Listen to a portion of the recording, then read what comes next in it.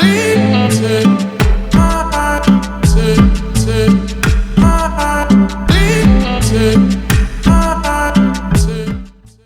Friends, ఈరోజు నేను మీ ముందుకు యూనిటీ డిఎస్ఓని మన పీసీకి కానీ ల్యాప్టాప్ కానీ ఏ విధంగా కనెక్ట్ చేసుకోవాలి, దానికి సంబంధించిన సాఫ్ట్వేర్ని ఎక్కడి నుంచి డౌన్లోడ్ చేసుకోవాలో ఈరోజు మనం ఈ వీడియోలో తెలుసుకుందాం.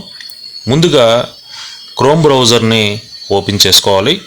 క్రోమ్ బ్రౌజర్లో యూనిటీ సాఫ్ట్వేర్ అని మనం సెర్చ్ బార్లో సెర్చ్ చేసినట్లయితే ఇక్కడ మనకు కొన్ని లింక్స్ అయితే ఓపెన్ అవుతాయి. దానిలో సాఫ్ట్వేర్ అండ్ ఫైర్వేర్ డౌన్లోడ్ సెంటర్ అని ఒక లింక్ ఉంటుంది. ఈ లింక్ని మనం ఓపెన్ చేసుకోవాలి.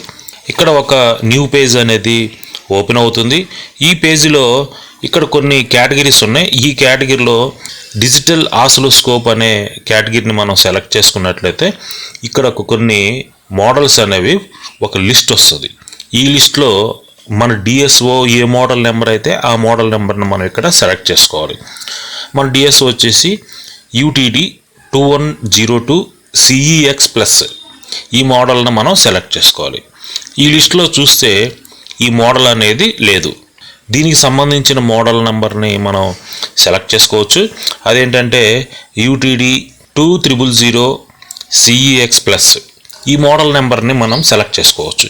ఈ మోడల్ నెంబరు ఆ మోడల్ నెంబర్ రెండు ఈక్వల్గా ఉంటుంది కాబట్టి సాఫ్ట్వేర్ అనేది పనిచేస్తుంది. ఇక్కడ దీని మీద క్లిక్ చేసినట్లయితే దీనికి సంబంధించిన సాఫ్ట్వేర్ అనేది ఓపెన్ అవుతుంది. ఈ సాఫ్ట్వేర్లో ఇక్కడ డౌన్లోడ్ సింబల్ ఉంటుంది. ఈ డౌన్లోడ్ సింబల్ని మనం సెలెక్ట్ చేసుకున్నట్లయితే ఇంకొక న్యూ పేజ్ అనేది ఓపెన్ అవుతుంది. ఇక్కడ కార్నర్లో డౌన్లోడ్ సింబల్ కనిపిస్తుంది చూడండి. ఈ డౌన్లోడ్ సింబల్ని మనం సెలెక్ట్ చేయాలి. సెలెక్ట్ చేస్తే ఈ సాఫ్ట్వేర్ని ఎక్కడ సేవ్ చేయాలనేది ఒక బ్రౌజర్ అయితే మనకు కనిపిస్తుంది. నేను డెస్క్టాప్ మీద సేవ్ చేస్తాను. డెస్క్టాప్ మీద అయితే సేవ్ అయిపోయింది.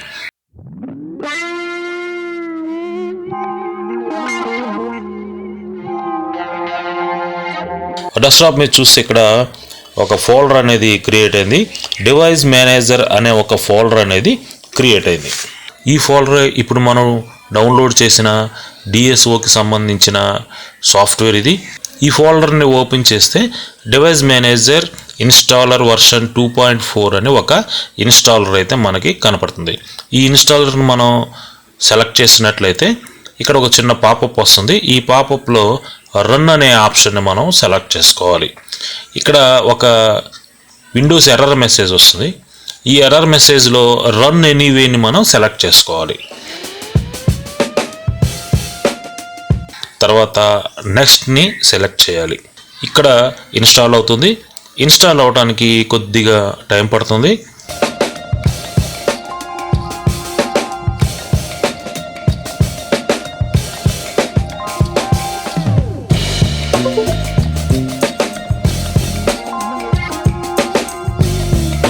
తర్వాత నెక్స్ట్ని సెలెక్ట్ చేయాలి. తర్వాత నెక్స్ట్ని సెలెక్ట్ చేయాలి. ఇప్పుడు ఇన్స్టాల్ అని వస్తుంది.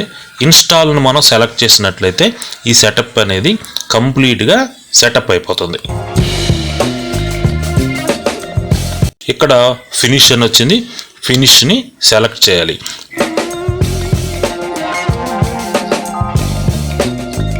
ఇక్కడ మనకి ఒక డివైస్ మేనేజర్ అనేది ఓపెన్ అవుతుంది.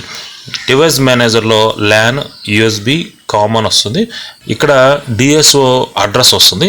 ఈ అడ్రస్ మీద మనం మౌస్ కర్సర్ అనేది రైట్ క్లిక్ చేసినట్లయితే ఇక్కడ ఒక 3 ఆప్షన్స్ ఉంటాయి. ఈ 3 ఆప్షన్స్లో మొదటి ఆప్షను ఓపెన్ డిఎస్ఓని సెలెక్ట్ చేసుకోవాలి. ఇప్పుడు మనకి డిఎస్ఓ ఫ్రంట్ ప్యానల్ కంప్లీట్గా మన ల్యాప్టాప్లో కానీ మన పీసీలో కానీ ఎక్కడైతే మనం ఇన్స్టాల్ చేసుకుంటామో దానిలో ఈ కంప్లీట్ డిఎస్ఓ ప్యానల్ అనేది మనకి డిస్ప్లే అవుతుంది. డిఎస్ఓని టచ్ చేయకుండా మన మౌస్ తోటి ఈ డిఎస్ఓని పూర్తిగా కంట్రోల్ చేయొచ్చు. అంటే డిఎస్ఓ మనకు కొద్దిగా దూరంగా ఉండొచ్చు, మన టెస్టింగ్ అనేది దగ్గర ఉండొచ్చు. కాబట్టి మనం దగ్గరగా మానిటర్ ఉంటుంది కాబట్టి మానిటర్లో చూసుకుంటూ మనం మౌస్ తోటి ఆపరేట్ చేసుకుంటూ ఉండొచ్చు.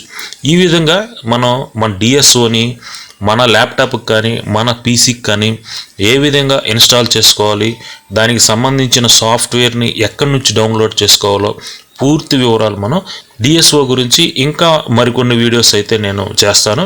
Thank you friends.